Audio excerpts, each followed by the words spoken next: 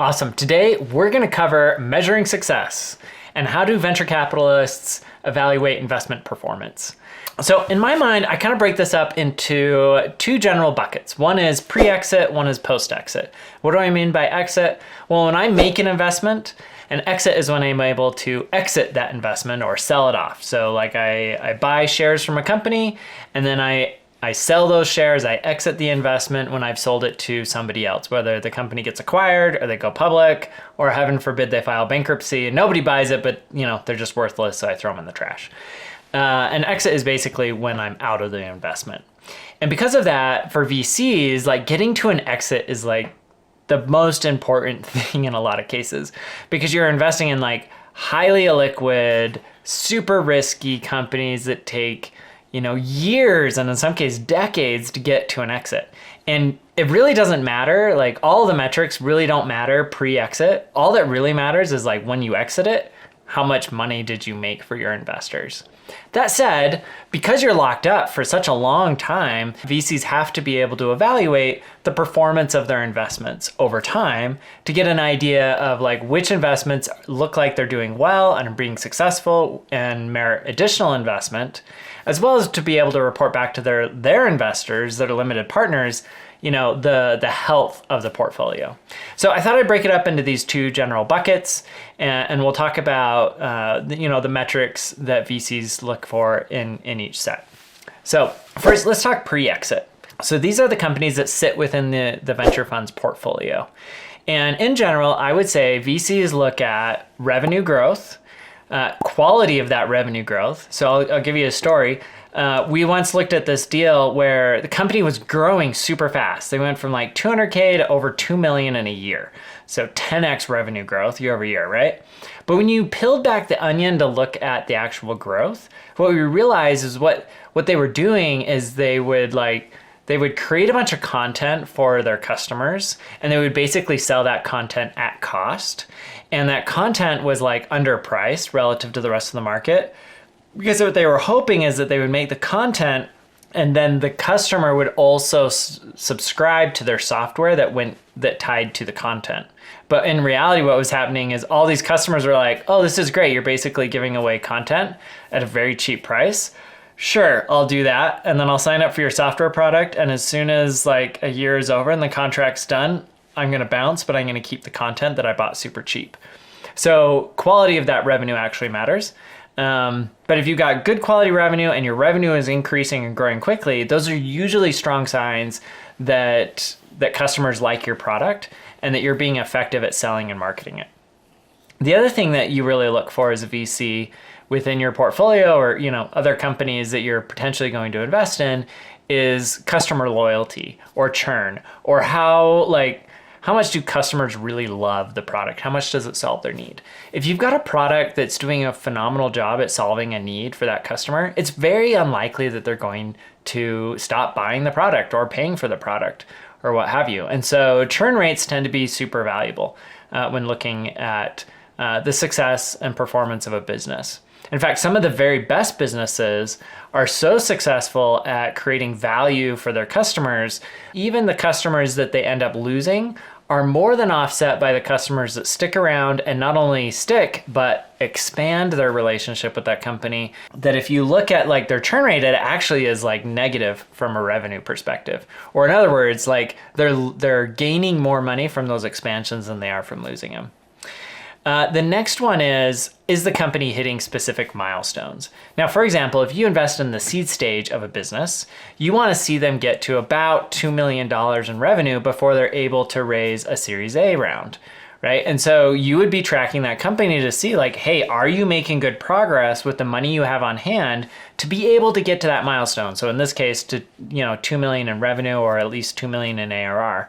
Once a company hits that, right, then it's well positioned to raise a Series A round, and that would be one way that you might measure success. A lot of funds will, especially seed stage funds, will track the number of portfolio companies that they invested in that make it to a Series A round. Because a Series A round is usually viewed as like the first like real institutional VC round where the company has achieved product market fit and now they're looking to really start scaling the business aggressively. And so they can be like a big milestone. The milestones vary little by little, right? So Series B stage companies, it's typically like, okay, you figured out product market fit at your Series A, and now you took that money from your Series A and you built out a really robust sales and marketing engine, right? And once you've done that and you can demonstrate that at the Series B round, then it's all about like, okay, great, let's start building out your entire organizational structure so that can support you becoming a really big business. And so there are these like specific milestones all along the way. And then of course, like you want to be able to demonstrate like good revenue, low churn, a lot of those things that demonstrate that you're still operating within a large market and solving those pain points for those customers. And those are like generally the like key metrics that matter. I mean, every business is going to be a little bit different, but holistically, what you're looking for as a VC is you want to be able to say like, yes, this company is growing. It's growing fast. It's starting to dominate its market. It's solving a real pain point and has the potential to become really big. And if it does that, then it'll be able to raise more money at higher valuations. And ultimately, those higher valuations are what the VCs are able to report back to their investors and say, hey, look, our companies in our portfolio are doing well because as they grow, they're attracting additional capital at higher valuations from other investors. And then the VC is able to report back essentially what are paper gains on their portfolio. Now, the trick with these paper gains is that they're just that. They're just paper, and you can't really eat the paper, right? It's not the same as cash. And so it's not uncommon to see venture funds post, especially early stage venture funds, to post like really nice paper gains in the early days, right? Because they invest at low valuations and those companies, like they're growing and they haven't hit any sort of like major thing that shuts down the company, especially in the early days. And so everything looks good and rosy and up and to the right.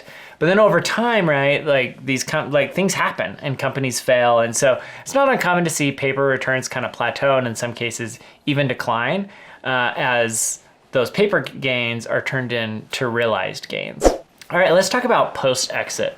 Now in post-exit, there's really only three things that matter, right? I don't really care about the revenue growth anymore. I don't care about, the branding or the number of customers I have or the churn rate. The only thing that matters is what kind of return am I generating for my investors, right? So if you look at that, what are the three metrics? It's cash returned, it's multiple of cash returned relative to cash invested, and it's IRR, or internal rate of return. Let's talk about each one of these. So for cash returned, for example, like what matters is getting like a giant payout, right? So I'll give you an example. I once made an investment in a company that generated an 8x return. Now that's the multiple on invested cash metric, right? So I put in, X number of dollars and I got 8 times that at exit. That's great. 8x is a great return. But what you should be asking yourself is, okay, but how much money did you put in, right? And in this case, it was a really small amount. I actually put in, I think like $80, and then I sold it for like $700 or something like that. The point being that, $700, hey, I mean, that's great. I made $700, but it didn't really it's not gonna change my life. If I had invested, $80,000 and I got $7 million back, that would probably be like a more life-changing event, right? So cash returned is the first one. And, that's probably the one that matters the most. The next one is that multiple on invested cash. So shooting for, 10 times your investment, right, is pretty common for investors. 10 to 20 times. Really, like some of the best investments return 100 times and even 1,000 times their original investment. And then the third one is your internal rate of return. And the reason why internal rate of return matters is because I can generate a 10x and I can generate $1 billion of cash returned. But if it took me 100 years to generate that, that's not really that helpful, right? I'm not even going to be around long enough to enjoy it if it takes that long. And so IRR helps create or put in place a time metric on the returns and the performance of your investments. So an IRR is an internal rate of return. And what it basically says is it's calculating exactly how much your investment grew each year between the time you made the investment and the time you exited it. So for example, if I put in $1 and next year I get $2 back, then my ROI is 100%. And my internal rate of return is also 100% because it went up by, it doubled. It went up by 100% in that year. If it goes to 2 years, let's say I invest $1 and in 2 years I get $2 back, well, my ROI is still the same. It's still 100%, right? I made 100% on my investment. But my IRR drops down closer to 40%. And the reason for that is that basically what I'm saying is I have $1 and in year one, it went from $1 to $1.40. And then in year two, it went from $1.40 to roughly $2, right? And that's how you get that 40% because each year increased by 40%. And that's the IRR. And so if you have an investment that takes a very long time to generate a huge return, that's great, but it might have a much lower internal rate of return. Alternatively, you might have an investment that doesn't return a lot, but it returns it very fast, right? So you doubled your money in a year, you generated 100% IRR. Well, IRR matters because your investors are giving you money as a venture capitalist, you're investing that, and then as you get returns, you're sending that money back to them. And they have alternatives of where they could put the money. So for example, they could put the money in the stock market, which generates on average about 10% over the long run.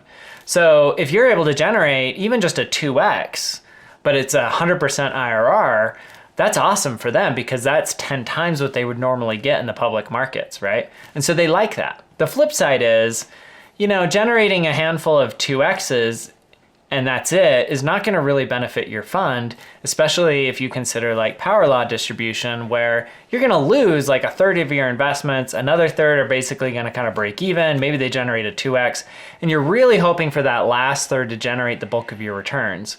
And so as a VC, like you're really shooting for high IRR, high cash on cash, a total high cash payout, right? Like frankly, I would rather have a low IRR and a low multiple, but a huge cash return than having really high numbers in the other two buckets.